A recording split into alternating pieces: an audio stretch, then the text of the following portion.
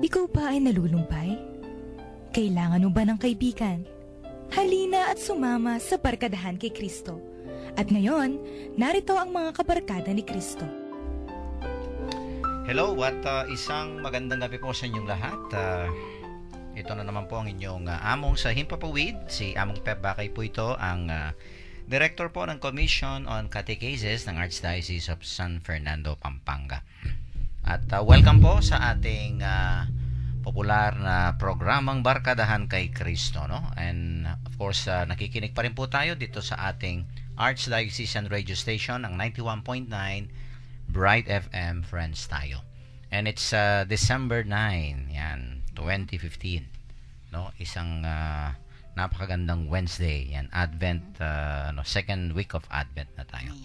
Okay, Sister Son, greetings. Magbati ka muna tapos i-greet mo yung ating mga may birthday. Madami na naman sila ang i-greet natin. Okay, ito po Sister Zon Kayanan. Bumabati po sa inyo ng isang magandang gabi. Co-host po ni Father Pep dito sa programang Barkadahan kay Kristo. At meron po tayong isang kapiestahan na santo siya, Juan Diego. Yan, yung famous na Vision of Mama Mary sa Mexico, di ba? Guadalupe. Oh, malapit na rin ang feast day ni Our Lady of Guadalupe. Yan, so si Juan Diego. Okay, so babati po muna kami ng mga ordinations muna po, no? Ordination anniversary. Yan, December 9, Father Rolando Lopez. Yan, ay among Olet. Parish priest ng Santa Rita de Cascia Parish. Dati namin kasama sa Apo, of course. And then, isa pa po ang ating Chancellor, Father Dino Albert Pineda. Then, isa pa po. Ayan, Father Dines, happy 26th sacerdotal anniversary. Oh, okay. Ayan. Then, si Father Paul Velasco. Yan. Okay, sa seminary. Sa seminary, si Father Paul. So, anniversary din, no? Anniversary. Okay. Yun naman nagbe-birthday. 9, Father Alfred David, ang kaklase mo. Yes, ang aking classmate. No, nakita natin kahapon sa inyong misa. Birthday niya. Oo, and then Father Ernesto David. Then si Father Jason Miranda. Birthday ba nila? Birthday pala, kaya nagsimba kanina si Father Jason sa cathedral. Okay. So tatlo yung mga nagbe-birthday natin. Hindi nagpasabi rito si Father Jason. Happy birthday po. And then of course yung nauna po, happy sacerdotal anniversary. Okay. Yan. Okay. Pabatiin mo muna yung ating regular co-host. Wednesday. Sa excitement mo, Sister Son. Akala ko makakalimutan na ako ni Sister Son. Kasi kahapon kasi dami ko rin binati. Okay, so magandang gabi po mga kaibigan at kabarkada kay Kristo. Wednesday evening na naman po. At ako po si Brother Charles, kasama ninyo sa Barkadahan kay Kristo. Sana po ay maging makahulugan ang ating gabi ngayon sa ating pagninilay sa ating ebanghelyo. Yan. Ilang araw na bago yung Pasko, Sister Son? Hindi ako marunong. Naku naman. 16 days. December 9 na tayo. Oo nga pala, no? 25 minus 9. Okay. At ilang araw bago yung simbang gabi? Hindi rin alam ni Sister Son. 6 days na lang. Tanungin sa ano? Yan, 6 days na lang. Okay. So 6 days, mag-ano na tayo, no? Simbang gabi.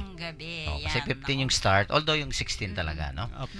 Pero yan, no? At pagkatapos ayun nga, no, 16 days na lang, no? Malapit na, no? Oo nga, na mag-ipon na kayo ng energy mo kayong mga pare. Tamang-tama yung gospel na yun. Oo nga, ayan. Kasi talagang sasabak ka. Sasabak kayo. Napaka, alam ko sumasabak kayo talaga sa trabaho napakaraming, Christmas at Holy Week. Yes. Diba? Yan. Okay. Okay, ibigay na natin yung ating mga text line numbers. Sige po. Kung gusto po yun yung makipagtalakayan sa amin, mag-text lang po kayo 0913 Ay, Zero ba nine yan? one 0918-351-8282. 0918-351-8282. Globe, 0917-363-3738. 0917-363-3738. Ba't ba hindi ko pa na-memorize yan? Ako sa iyo. Okay, yung mga gusto pong maging members at sana maging member po kayo ng Connect Katekista program, no? Kahit na hindi po kayo officially mga catechist ng Archdiocese, pero kung nasa sa inyo yung apoy, no, ng salita ng Diyos at gusto niyo ibahagi yan, no? Makisali po kayo dito sa ating katekista, no? Connect Katekista program. Just type REG, all capital letters, and then space, your full name, and then slash the name of your vicariate, parish, or your school. O kaya po yung address ninyo. At ipadala po dito sa ating Globe number, 0927-891-0966.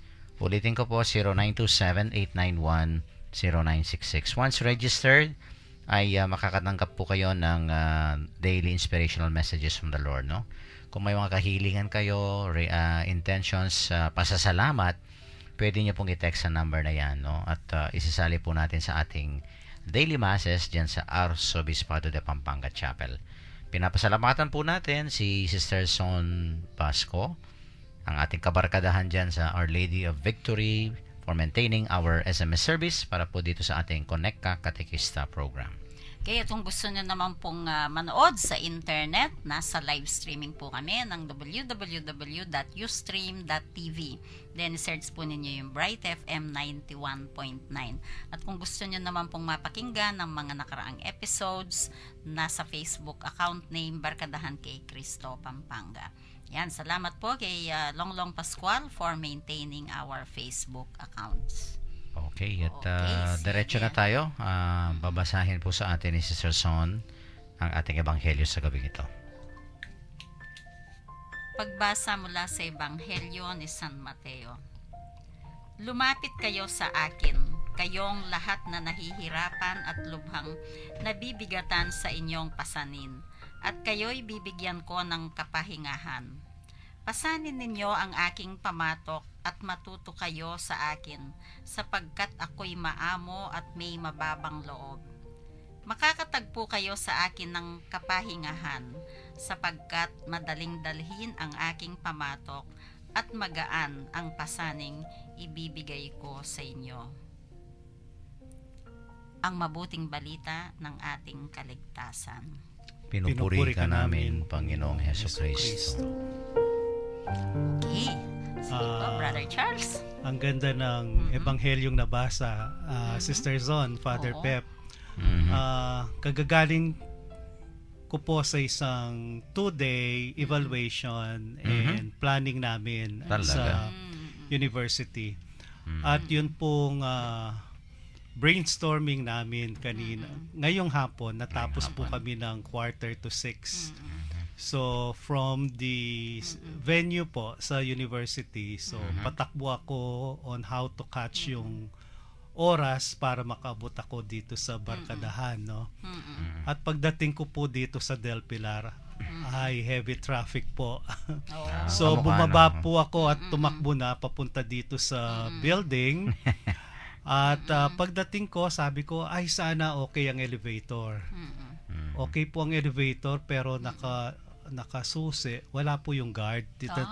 Nag-assist sa mga vehicles na nakapark dito sa ASF. Okay. So I have to run po, no? Patakbong paakyat sa 4th floor.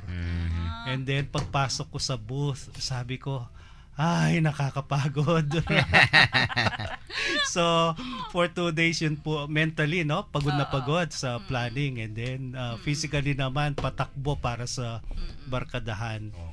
And then, habang nakaupo na po ako dito sa booth, at parang nagko-complain na pagod, bigla pong nag-flashback sa akin yung ebanghelyo na come and I'll give you rest. Come, I will refresh you. Para bang yun ang mensaheng pumasok sa isip ko. Kapag po naririnig ko itong or nababasa ko itong ebanghelyo natin ngayon, there are two things na palaging nagfa-flashback sa akin. Noon pong nagawa yung chapel sa University of the Assumption. That was the time of Father Octavio Ramos. He was then the president.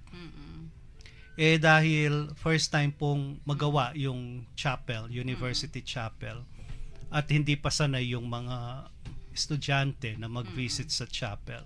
Sabi ng president, Charlie, gawan mo nga ng paraan. Tingnan mo kung ano yung may lagay mo sa chapel so that ang mga estudyante ay bibisita naman. So, ang nilagay ko po ay isang napakaiksing caption. Come, I will refresh you. Para bang ang Panginoon ini-invite niya ang mga estudyante, ang mga teachers na pumasok sa chapel and then magdadasal, tatahimik at makakadama ng refreshment from the Lord. And then another thing po na pumapasok sa isip ko, merong year na sumikat ang isang inspirational song na kung saan it was interpreted yata by Basil Valdez, yung Lift Up Your Hands to God. Parang part of the lyrics of the song hinango siya sa gospel natin ngayon. Yung parang sa refrain sabi, come to me and I will give you rest. Most of the times po sa buhay natin tayo ay napapagod. At kapag pagod na tayo, at times we complain bakit ganito ang buhay. Without us realizing, kahit pala napapagod tayo, nandyan naman palang Panginoon, laging handa para bigyan tayo ng kapahingahan at ma-refresh natin ulit yung mga lakas na nawala sa atin. Kung minsan pagod tayo sa trabaho, kung minsan pagod tayo sa problema, or kung minsan posibleng pagod tayo sa kasalanan. But the Lord is telling us, come and I will give you rest. So, ang reflection ko po sa gospel ngayon ay huwag tayong mawalan ng pag-asa dahil sa pagod na ating nararamdaman. Dahil nandyan pala palagi ang Panginoon para tayo'y tulungan, para makapagpahinga tayo sa Kanya. So, yun po ang pumasok sa aking isip habang nagninilay ako sa gospel natin ngayon. At kahapon po, no, sa Vatican, inopen na po ni Pope Francis yung Jubilee of Mercy. And then pumapasok din sa isip ko na ito na yung tamang panahon na kung saan magpapahinga tayo sa ating Panginoong Diyos at madadama natin ang kanyang pagmamahal at malasakit. Yan. Yung Jubilee Door, no? Of Mercy. Matama yan, Charles. At kailangan talaga yung pahinga, no? Oo nga. Sige, Sister Son, ito walang kapahingahan ito eh. Palagay ko makaka-relate tayo lahat dito sa gospel natin. Parang talagang tamang-tama, no? 'Di ba third day pa lang ng week ngayon? Yep.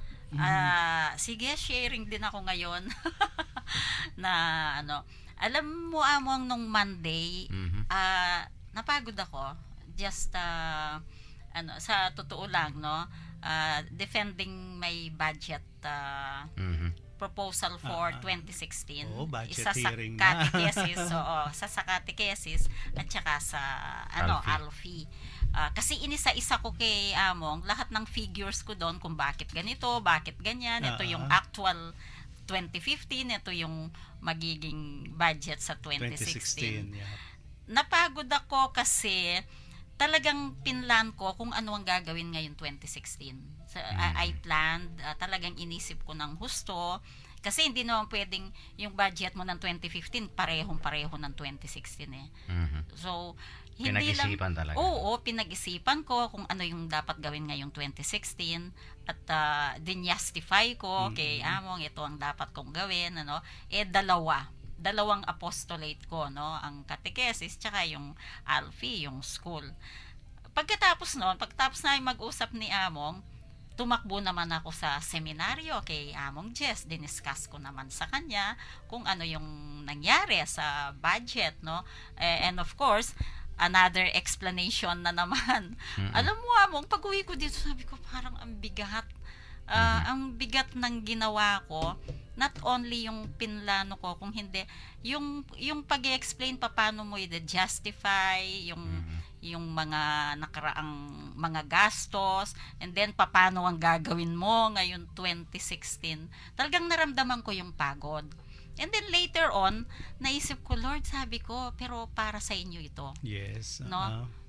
Para lalakad sa 2016 ang dalawang apostolate na to. Kaya ino-offer ko po sa inyo itong pagod kong ito, sabi ko, nung Monday. No, talagang tamang-tama po itong gospel natin ngayon. You who are weary and burdened, and I will give you rest. Nung inisip ko yon na, Lord, apostolate ko po ito eh. It's a special apostolate para sa mga kabataan, ang catechesis, at para naman sa mga adults, ang eskwela. Sabi ko, ino-offer ko po sa inyo yung pagod kong ito, sabi ko. Naramdaman ko talaga. At na-refresh ka, nung Sister Monday, Son. Yun nga, yung inisip ko na ino-offer ko sa kanya, doon ako na-refresh. Dala siguro ng Oo. tumatanda lahat tayo. Mali- Kasama na yun. Oo, totoo yun. Pero kahapon, doon sa misa ninyo, sa priestly anniversary ninyo, naging masaya na naman ako nung sinabi ni Among Nick sa homily niya na napili kayo bilang pare.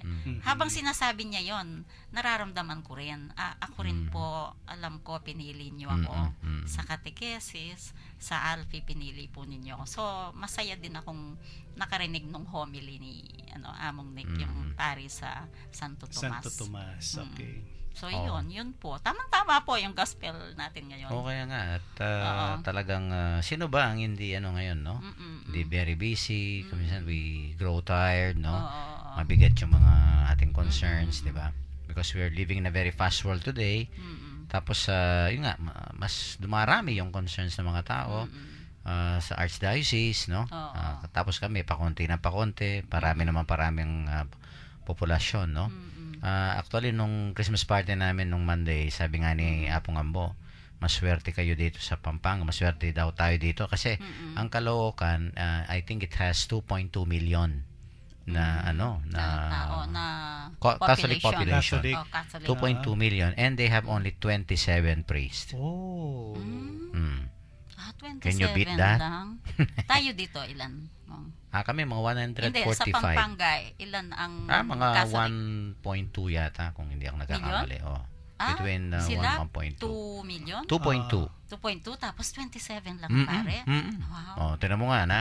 Ay, oo. Halos ang ratio daw mga 85,000 Per priest. per priest. Inalam na niya, no? 85,000 si Son, no? Hindi ka ba baka Isang yung pare, baka yung dila mo nakalabas na. Paano yung confession, ano? Tingnan mo, no? Dito siguro yung average namin hanggang mga 30. So, maswerte na nga kayo. Oo, syempre naman. At maswerte tayo, Sister Son. Oo nga, no? Tingnan mo tapos sabi nga niya yung dadatnan niyang mga problema ron, mas mga lalaking mga problema, mga societal problems, no? Societal. Tapos dito sa atin, kung kumpara mo daw, well, of course, yun ay comparison niya, no? Of course, no? We have our own problems, no? Pero pinakita lang niya doon na talagang malaki itong susuungan niya, no? Same is true with us, of course, no? Tayo, we feel kasi ito, yung bigat, no? Yung the burdens that we also carry dito sa Pampanga, di ba?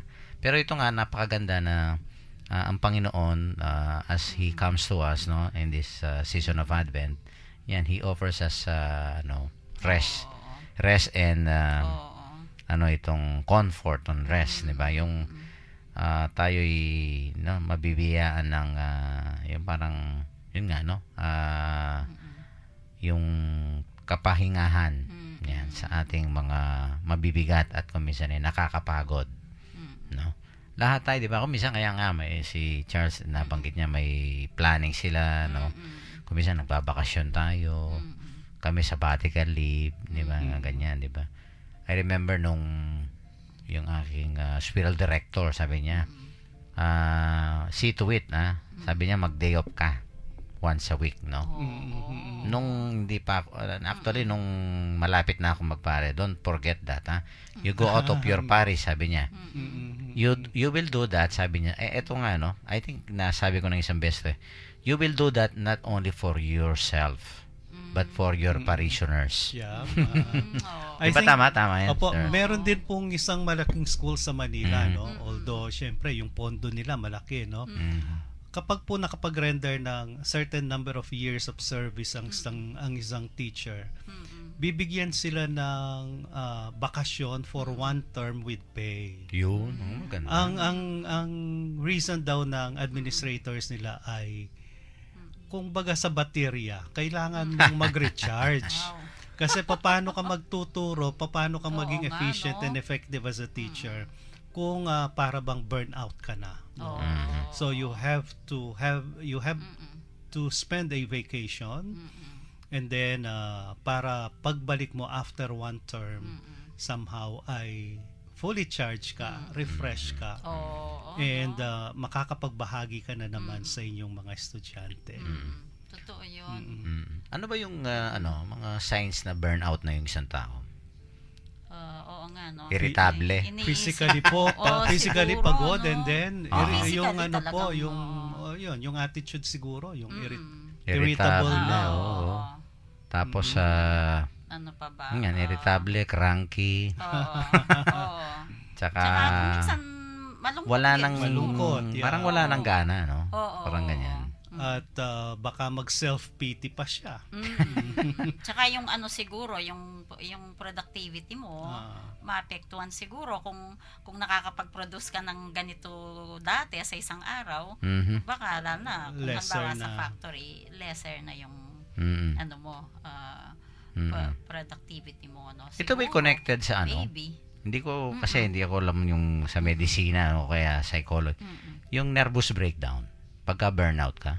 May Posible connection po. ba yan? Posible po. Posible ba? Posibleng isang factor yon para Magkaroon ka ng breakdown, no? ng isang tao. Di ba yung iba minsan nervous breakdown, no? Oo. Pagka you cannot contain already, no? Yung bang parang punong-puno ka na at yung nga sasabog ka na, yung parang ganyan, no? Oo. Tapos eventually, burnout, no? Parang ang burnout kasi parang napuno ka na, you have reached your maximum, so to speak, no? Wala ka nang ibubuga, tapos yun nga, no? Parang gastado ka na. It might lead siguro, no? There's a connection pwede between rin siguro. it can lead to nervous breakdown ba? Maybe siguro. Yes, oo. Although hindi pa natin na experience, pero may possibility. Talagay ko. Kaya nga alam nyo, ay yan ang isang gusto kong sa canon law, no? Kasi ang simbahan may canon law sa mga pare, yung pribileyo. Yun ang gusto kong sa kong canon, no? Hindi ko lang ma-quote kung saan yung canon, no? That we are entitled for a 1-month vacation. Lalo na alam mo yung trabaho mo ang hirap. And there will be few persons who will understand you sa trabaho mo. Very stressful, very kung minsan lilitaw kang kontrabida kasi yung mga hindi nakakaintindi talagang ang tingin sa'yo kontrabida, talagang very stressful ang trabaho ni Among. If there are few people who will understand you, then masaya ka na. So diba? lahat, Yun. Masaya ka na. Hindi lang sa Archdiocese yan, si Brother Charles na kung sa 10%, eskwelahan, no? kung nakakita ka ng 10% who will understand you, ay masaya ka na. Kaya nga. So dapat talaga may pinanghuhugutan ka, no, Charles? Ayun. Hugot. Yun. So, ngayon ko na-realize mo, Oo. swerte pala ako kesa sa iyo. Meron kaming Christmas break. Kaya Entitled kami sa 15 days na vacation leave. Wow. So, kami may simbang gabi. Yun nga, no. Di ba? Pero again, dapat it's the way you handle all these pressures, no? Tensions, no? Yung the burdens, lahat tayo naman, no? Pero I believe of course kasabihan nito Sister Son, no? Ngayon yung pamatok, yung yoke, no? Naka-design sa lahat ito sa atin Hindi nga yung kasabihan na hindi naman ibibigay ng Panginoon ang isang, yun nga, yung pamatok niya, kung ano man responsibility niya tungkulin na hindi natin makakayanan, no? Yun. Di ba parate? Yun, sige. Mamaya pag-usapan natin. Oo, pag-usapan natin Kung yan. hindi mo makakaya, hindi niya ibibigay. Kaya nga, dapat wag kang mag-burnout o kaya nervous breakdown, no? Oo. Kasi pagka yung iba talaga, wala silang parang outlet, no? Wala silang to turn during times of yun nga yung weariness at saka yung mga stressful moments yung stressful moment, no? Paano mong kanino ka who can I turn to, parang something like that, di ba? Uy, gusto ko yung kantang yun. Ba, talaga. Sige. Pero dapat lahat mayroon, no? Yung our coping mechanisms, Yeah. no? Parang ganon, no? How we can cope up with all this, no? Because otherwise, talagang, naku, sino naman ang hindi, kumbaga sa sasakyan, Charles, no? Tsaka Sister Son, magbe-breakdown ka. Overheat. No? Pero sana wag tayong yung parang mapupunta dun sa ganyang sitwasyon, di ba? Okay, let's take a break at of course mag-break muna tayo. Talagang baka mag-burnout tayo rito. Sa ating mga texters, of course, may mga texters na tayo, Sister Son, no? Makisangkot po, makisali at of course makipagtalakayan sa ating pong pinag-uusapang mensahe ng ating ebanghelyo, no? Magpatugtog muna po tayo ng isang religious song para po sa inyong lahat ito.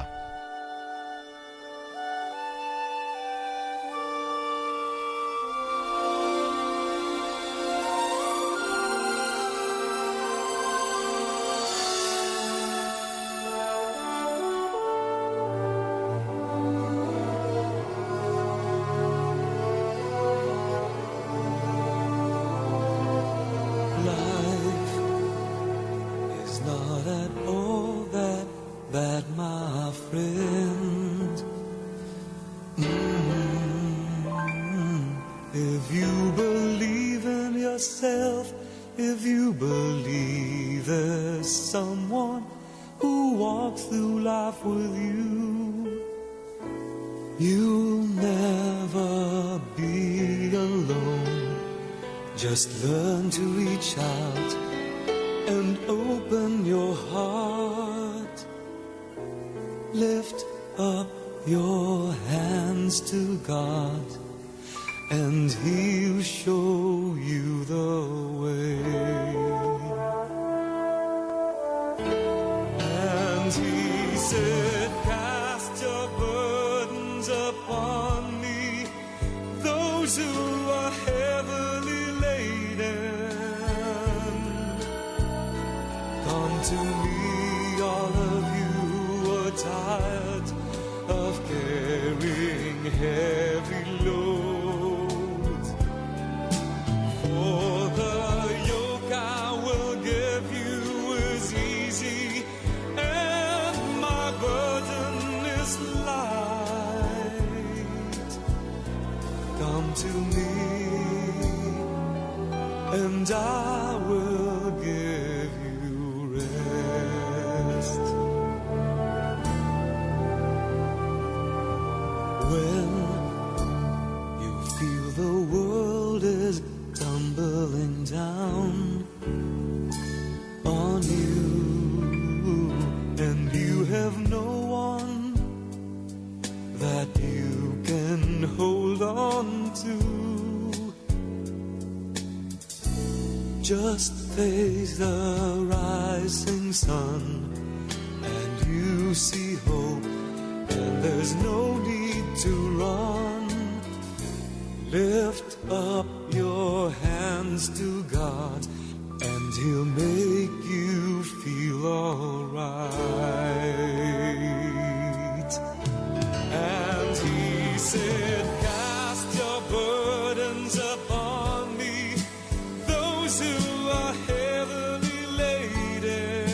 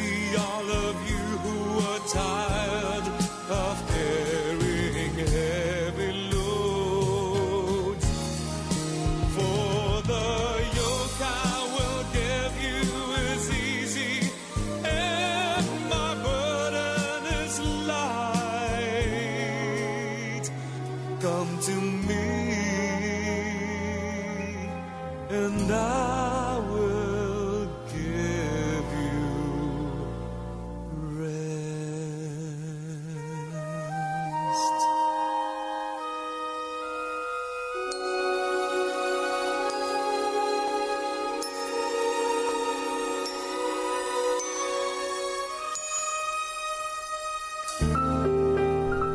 Nagbabalik po ang Barkadahan kay Kristo, ang radio program ng Archdiocese of San Fernando, Pampanga, no? Tamang-tama yung pinili ni Gerald, ha? Talagang si Basil Bades, yung sinabi ni Brother Charles kanina. Very, yan, ha? Very popular na kanta din sa simbahan niya. Yeah. Pag naririnig mo yan, no, talagang it soothes no, yung lahat ng mga neurons mo at saka mga muscles mo, mga tired yung ating katawan, di ba? Ay nako, talagang lahat ata tayo, no? But I think thanks be to God, of course, buhay pa tayo. At yun nga, may mga coping mechanisms naman dapat, no? Na talagang of course, number one, itong ating Panginoon ay parating nandyan, no? Of course, sige, Sister Son, basahin mo muna yung ating mga text messages. Okay, from 5755, sabi po niya, magandang gabi po. Ang pagod na manual at pagod na intellectual ay madaling maibsan kung ito ay ating iaalay sa Panginoon at hingan ng tulong. Do it His way and everything will come out right, because His yoke is easy and His burden is. At bottom, pananalig sa Kanya ang magiging susi upang maging magaan ang anumang gawain o suliraning kinakaharap. Salamat po. Iyan. Thank you. At tama yan, ha? Yung yun nga, yung ating pananalig sa Diyos, pananampalataya sa Diyos, yan ang nakakagaan din, no? Sa ating mga nabibigatan sa ating pagmimisyon. Ayan. Thank you. Okay. From 1435 naman po, good evening, Among and Sister Son. Sensya na po, meging busy po king parokya mi. Masanting ya po ing gospel, makapatungkol ya po kanako. Salamat king apong ginume kapag rektor ko po. Brother Edgar po ini. San Simon niya ini, Among. Kilala kay Brother Edgar ng San Simon. Naging busy. Baka, Oo nga, kaya pala hindi na nagte-text lately. Baka so, pagod pa rin si Brother Edgar. Oo nga, so at least natutuwa ako, balik siya sa pagte-text, no? Na-miss namin ang mga text mo, Brother Edgar. And thank you, no? Naging busy ka pala, kaya hindi ka nakakapag-text. At mayroon akong isa dito, Sister Son, from 1914. Yan, sige. no? Ito nga't kinote yung come to me, no?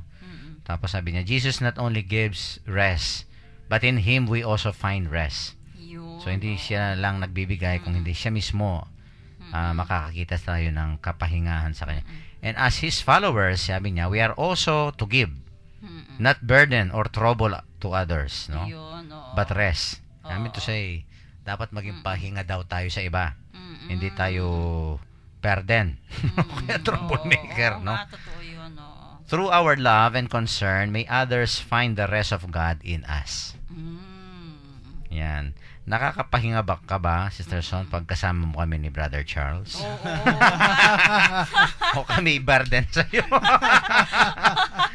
Oo nga, ang sarap ng Natawa ko ngayon sa'yo, pumasok lahat ang mga magagandang reflections Ganda nito, ha? Actually, dahil nga tinapos ko yung mga financial reports kaninang pumasok ako dito, Lord, sabi ko, yung reflection ko, kayo na pong bahala. Buti na lang, pinauna kong nag-reflect si Brother Charles. So, nung nagbibigay niya siya ng reflection, pumapasok na yung idea sa akin. Talaga. Alam mo yung talking about this, itong ating text, no, na maging sana kapahingahan tayo sa ibang tao. I think sa trabaho, no, ako ito rin ay isang ng prinsipyo ko, no. If I can make things easy for people, I will do it. Yes. No, hindi ba yung, alam ba, may customer ka dyan, o kaya kliyente, no? Yung pwede mong magawa na para maging magaan na sa kanya. Di ba? Lalong-lalo na kung hindi niya alam yung gagawin, o kaya, no? Kaya sa eskwelahan, no? Di ba? If you can make things easy for other people. Although, siyempre, kung kung naman you're teaching some values sa mga bata o kaya, no? Pero, in general, in common situation, no? Like for example kami, no? Sabi nga, may isang matandang pare, sabi niya, wag niyong pahihirapan yung ibang tao, no? Sabi niya, wag niyong pabibigatan ang kaligtasan ng ibang tao. Yung mga parang ganyan, no? Oo. You can make things easy for people. Yung mga parang ganon, no? Ang ganda nun, ha? Ay, oo. 'Di ba may mga taong yung personality niya may problema ako, and then sige, sabihin mo sa kanya, madaling kausap yan eh. Yan, no? no, bawa yung principal. Takot ako minsan may sasabihin, takot kong sabihin or maybe nahihiya ako. Ay hindi, madaling kausap yan. 'Di ba may mga ganong personality niya, no?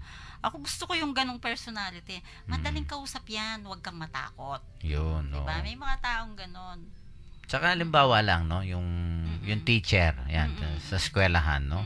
Minsan hirap-hirap ng subject matter, no. Oo. Pero pagkatapos, kung magaling ang teacher, ma-explain niya sa isang parang mas madaling paraan. Oo. 'Di ba? Oo. Ako may mga professor ako sa sa seminaryo, no. Isang kahit na hindi na siya Archbishop dito. Si Archbishop Oscar Cruz. Napakagaling na canon lawyer 'yan, no? Talagang may doktorado sa canon. Alam mo yung canon law, mahirap din intindihin, ha? Ay, oo. Okay. Pero alam mo, kasi kami tinuruan kami, no? I think from first year to fourth year, siya ang professor namin sa mga special topics, no? Sa canon law. Oo. Alam mo, ito'y isang prinsipyo na nakita ko sa kanya, Sterson, no? Napakahirap ng canon law, pero pag siya ang nagturo at nag-explain, naku, napakadali. Yung bang, sabi nga niya, ganito lang ang sinasabi niyan. Ayan, no? Pag yun ang entrada niya, pagka siya nagtuturo, we are so confident that it will be very easy for us to understand. O, di ba kung minsan nangyayari sa atin yung, ay, ganun lang pala yun. Akala ko mahirap, di ba? Okay. Kung minsan nasasabi natin yun Oo sa nga. mga teachers. Napakahirap ng algebra, napakahirap ng ma'am. Tapos kaya nga nandiyan ka sa bilang teacher. Kung paano mong i-explain at ibababa, 'di ba? Kung minsan sa level nila. Yung isang mahirap na subject pwede mong pagaanin sa kanila. Para maintindihan. Oo. Tsaka alam mo, Brother Charles, ako ito, siguro dahil speaker ako, no, yung mga speakers, pag nag-attend ako ng seminars, alam ko kung sino yung speaker or teacher na habang nagsasalita nang gagaling sa puso. Alam na alam mo. No? Wow, yung kahit siguro sa inyo, yung nagho-homily kayo, yung bang ang sinasabi niya parang bakit parang nanggagaling sa puso yung sinasabi niya. Meron naman ba't parang lang kahit sa ilong lang. No, yung sinabi niya. Pero alam na alam mo. Nafi-feel mo at nararamdaman mo at nakikita mo, di ba? So yun, parang yung teacher na ina-explain ni Among. Nung Sunday po, no, kasi napundi yung bumbilya sa room ko. So pumunta ako sa isang tindahan. And then papasok pa lang ako, sinalubong na ako ng sales lady. Sabi niya, "Sir, ano po yung may tutulong ko?" Yun, para bang sabi ko, napakagandang pagbati nito. And then, magiging magaan para sa'yo. Magiging magaan, yes. Hindi na ako mapapagod pa na maghahanap ng shelf kung saan yung mga ilaw na gusto kong bilhin. No? And then, afterwards, nung nadala na ako sa isang shelf na kung saan pipili ako ng ilaw, tinulungan pa niya ako. Customer service. Ito po yung pwede, ito po yung uso ngayon na makakapag-conserve ka ng energy, and then pipili na lang po kayo ng brand, ganito. Until in-accompany ako up to the point na magbabayad na ako. And then, sabi ko, thank you. Then sabi niya, "Sir, favor po, okay lang po ba sa iyo na bibigyan ko po kayo ng coupon kung satisfied po kayo sa services namin." So, ida-drop mo sa isang parang coupon box. Okay. Merong nakadrawing yung happy face and then sad Ah, oo. face. Kung kontento ka sa Customer service feedback nila, yan. okay, i-drop mo dun sa happy face. At tinrap ko sa happy face. Oo. Kasi para bang binigyan niya ako ng kapahingahan Oo. sa pagpili ko ng ilaw na bibilhin ko. Mm-mm. And then in return, because of her generosity sa pagtulong sa akin, because of her kindness, bibigyan ko naman ng compliment by telling kung sino man yung manager ng store na ito na ang empleyado ninyong ito ay maganda yung pinakita sa akin. Oo. Ganda. So, Naging madali sa'yo, no? yeah. Pero alam nyo, mayroon ding tao, yung pupunta naman ako sa kabaliktaran, Sister Oo, Son. sige. Oo, May mga tao na kung minsan, enjoy na enjoy sila, no? Pag nakikita nilang pinahihirapan yung ibang tao. Oh. Ay, oo, naniniwala. Yung mga kung minsan, pinabibigat yung sitwasyon, no? Oo. Yung mga ganyan, di ba?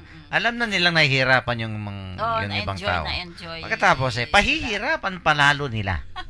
Yan. Oo. Tapos ngumingiti-ngiti o kaya nag-e-enjoy. Oo, totoo yun. Ano po yun? May Oo. pagkasadista na. Ayun. So yun pala ang tawag sa lista sa mga ganun. Oo. Oo. May ganun naman, no? And I think that's very un-Christian naman, no? Ay, oo nga. Diba? No, yung, Oo. Kung alam mo tuwan-tuwa naman na sila. nahihirapan itong taong ito, kung alam mo naman na nabibigatan na, Oo. huwag mo nang dagdagan. Mm-mm. Ito nga, no? Parang kamukha nga ng Panginoon, no? Out of concern.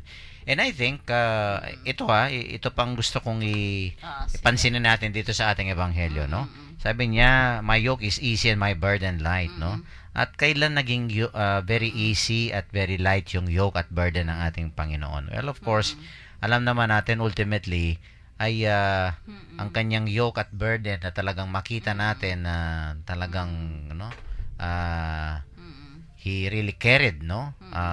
Sa kanyang mga shoulders, of course, the cross, no? Oo. Pero alam naman natin kung paanong kahit na mabigat ang krus, di ba? Oo, tiniis niya. Tiniis niya at parang very light sa kanya. Oo. It's because ito nga, no? He carried it out of love for us. Alam mo, pagka daw ang mga mabibigat na mga responsibilidad natin, obligasyon, if we carry them out of love, nagiging magaan yan. Yes. Kayo ba'y naniniwala dyan? At Kakatouch naniniwala po. Ayan. For Oo, example, totoo no, yun pong napakabigat po ang pagtuturo. No? Ay, talaga naman. If Oo. you have 40 students coming from mahirap 40 families Oo. na iba-iba po yung upbringing nila, na Personalidad. iba-iba yung personality, Naku. iba-iba yung ugali at Yung lahat. background, no? Lahat. Napakabigat po nun. But because of your vocation as a teacher, Your at commitment. alam mo na parang pinagkatiwala sila ng Panginoon ang Yun, mga oo. estudyanteng ito para mahubog sila sa kabutihan, then gaano man kabigat, Mhm. yung trabaho mo bilang teacher nagiging magaan for as long as you offer all these things to God at gagawin mo ito with love and commitment. Mhm. Tama yan. no? Oo. Kaya yun nga, dumating din nga tayo sa isang teacher. Talagang nararanasan ng isang teacher yon, yung nabibigatan talaga. Mhm. No? Parang yung poster ko nung seminarista ako, no? Ng theology ako, ewan ko na wala yun eh. Yung isang taong may kinakargang isang mas malaking tao, no? Tapos na mayroong caption kasi naka-smile pa yung Yung nagkakarga. mamusan eh. Oo, pero mas malaki yung kinakarga niya. Oo, kaysa Tapos sabi niya, kawan niya. he ain't heavy. Yes. He's my brother. May kanta po nun, di Oo, Yeah. may kanta yan. Talaga. Hindi mabigat kasi kapatid ko, mahal ko. Oo. 'Di ba? At tama 'yan, no? Pag ginagawa mo ang commission, talagang mabigat. Minsan nakakapagod, no? Halimbawa 'yan, yung pagbibigay, no? Pagtulong. Kung iisipin mo, minsan sino bang hindi napapagod, no? Oo. Nabibigatan Ay, diyan. totoo yun, oo. Kay ikaw rin, sabi nga yung iba, may kailangan ka rin, tapos bibigay mo pa yung para sa iyo, no? Minsan talagang mahirap 'yan. Pero naku, bakit may mga taong, 'di ba? Makikita mo na they're so generous. Tapos they can even afford to smile In spite of the fact na ang laki pala ng mga problema nila pasanin sa buhay. It's because of that. The way they carry their burdens, no? And let us learn from the Lord dahil that's the way He carried His cross. Diba? Sa bahay po, no, yung mga pamangkin ko na kasama namin sa bahay, we give them responsibility of helping sa household chores, no? And one of the chores na gagawin nila is nagte-take turn sila after dinner na may naka-assign na maghuhugas ng plato. And I noticed that one of my nieces, isa sa mga pamangkin ko, ayaw niya yung naghuhugas ng plato. And palagi ko pong sinishare sa kanya yung sinabi ni Mother Teresa. Ayun. Sabi ko, let us learn from Mother Teresa. Sabi ni Mother Teresa, do not wash the plate because they are dirty. Huwag mong hugasan yung plato dahil marumi lang siya. Kung hindi, wash the plate because you love the person who will use it next. Yan naman. I-consider mo yung Susunod taong na gagamit sa plato na ito na mahal mo siya, kaya gusto mo malinis yung platong gagamitin niya. Tama, di ba? Kasi yan, that's the only way, no? You know, napaka-importante, Sister Son, is how you see things, di ba? Yung perception natin. Totoo yun. Kaya nga sabi nga ni Stephen Covey, the way we see the problem is the problem itself. Di ba? Kung sabihin mo, naku, nakikita ko, ito mabigat ito. Di ba? Itong pasaning ito, yung responsibilidad na to, talagang mabigat. Pero kung titingnan mo nga, sabi nga ni Brother Charles, no? Itong gagamit ng platong ito ay mahal ko, no? Itong taong ito, I care for her or for him. Talagang hindi mabigat sa iyo para linisin mo yung platong Yung mga tao daw po, merong optimistic, merong pessimistic. Yes, that's true. Ipakita mo daw yung baso na kalahati yung tubig, yung laman ng tubig. Yung optimistic sasabihin niya half full. Yung pessimistic sasabihin niya half empty. Merong ginamit si Professor Pagsi ng Ateneo de Manila. Sabi niya nung minsan nagbigay siya ng inspirational message sa mga teachers using the same yung pananaw. Sabi niya, dalawang preso sa bilangguan tumanaw sa bintana. Ang isa nakita ang maningning na tala, ang isa naman ay ang maputik na lupa. So iba-iba yung pananaw natin sa buhay. Totoo yun. Kaya sana kamukha ng Panginoon, di ba? Hindi niya parang tinignan ng krus bilang isang malaking pasanin. Yes. Kung hindi yan, no, isang tanda ng kanyang pagmamahal sa ating lahat, di ba? Na hindi man siya umangat, Oo di nga. ba? That's right. Oo. Sa pagpasan. Okay, may isa pang texter. Sige. Sabi niya, good PM po ngan among at katukayo. Ay, Sister Zon ito ng Pau Santo. Okay. Sabi niya, kasanting na po ning tema yo eni pati ing kanta piran yuko po kapanamdaman makatouch siya po, lift up your hands to God. Yes. Meaning ustupin pong dakal ng pagsubok at kasakitan ing daranasan tamo misan may bugta ng sumuko pero uling ing apong Ginoo nakatalaga paboren lalo na ustong kasasawang susuyo kaya 6 days mapagal keng obra, keng bale, karasning Sunday, ipaynawa taya para simba.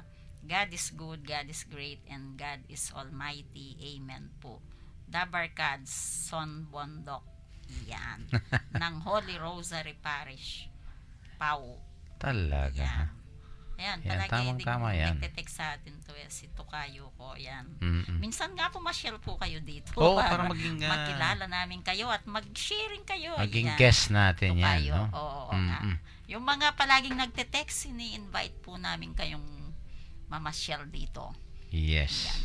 Okay, at let us end our beautiful episode today with a very short concluding prayer, no, to be led to us by Sister Son. Oras na ba? Oo.